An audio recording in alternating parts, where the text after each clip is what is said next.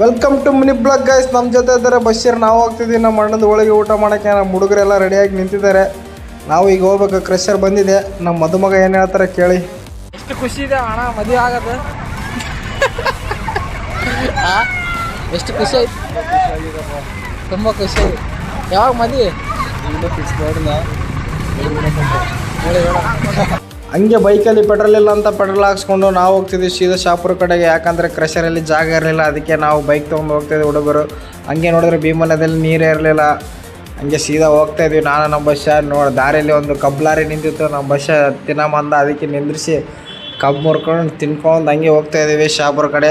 ಹಂಗೆ ಕಬ್ಬು ತಿನ್ಕೊಂಡು ನಮ್ಮ ಬಸ್ಸ ನೋಡಿದ್ರೆ 100 ಸ್ಪೀಡಲ್ಲಿ ಹೋಗ್ತಾ ಇದ್ದ. ಹಂಗೆ ನೋಡ್ತಾ ಸೀದಾ ಶಾಪುರ ಬಂತು, ಬಸವ ಸರ್ಕಲ್. ಇಲ್ಲಿ ಬಂದು ಸ್ವಲ್ಪ ಹೊತ್ತು ಟೈಮ್ ಪಾಸ್ ಮಾಡಿ ನಮ್ಮ ಸಂತೆಗೆ ಒಂದು ಕಾಲ್ ಮಾಡಿ ಎಲ್ಲಿದೆ ಅಡ್ರೆಸ್ ತಿಳ್ಕೊಂಡು ಹಂಗೆ ಬೈಕ್ ಮೇಲೆ ಬಂದು ಸುಸ್ತಾಗ್ತಿತ್ತು ಅಂತ ಒಂದು ನೀರು ಕುಡಿದ್ವಿ. ನಾನು ನಮ್ಮ ಬಸ್ಸ ನೀರು ಕುಡಿದ ಜೊತೆ ಒಂದು ಜ್ಯೂಸ್ ಗೀಸ್ ಕುಡಿದು ಆಮೇಲೆ ಒಂದು ಸ್ವೀಟ್ ತೊಗೊಂಡ್ವಿ. ಕಲ್ಲಕಾನ್ ಸ್ವೀಟ್ ತಿಂದು ಅಷ್ಟು ಹೊಟ್ಟಿದೆ ಮದುವೆ ಮನೆಗೆ. ನಮ್ಮ ಶರತ್ ಚಾಯ್ ಕುಡಿತಾ ಇದ್ದ. ಅವನಿಗೆ ಸ್ವಲ್ಪ ಸತಾಯಿಸ್ಕೊಂಡು ನಮ್ಮ ಅಕ್ಕ ಏನು ಹೇಳ್ತಾರೆ ಕೇಳಿ.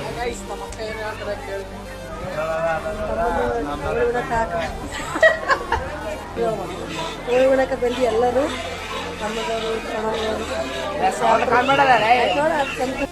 ಹಿಂಗೆ ನಮ್ಮ ಅಕ್ಕನ ಜೊತೆ ಮಾತಾಡ್ಕೊಂಡು ನೋಡೋಟಿ ತಾಂಬೂಲ ಬದಲಾಯಿಸ್ತಿದ್ರು ಹಿರಿಯರು. ಹಂಗೆ ಸಂಪ್ರದಾಯ ಪ್ರಕಾರ ಎಲ್ಲ ಕಾರ್ಯಕ್ರಮ ಮುಗೀತು. ಸೀರೆ ಎಲ್ಲ ಕೊಟ್ಟರು.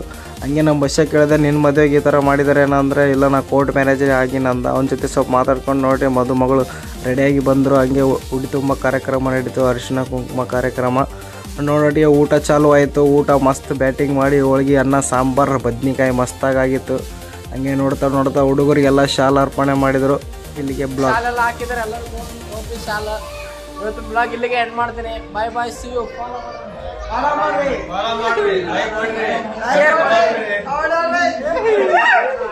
ಫಾಲೋ ಮಾಡ್ರಪ್ಪ.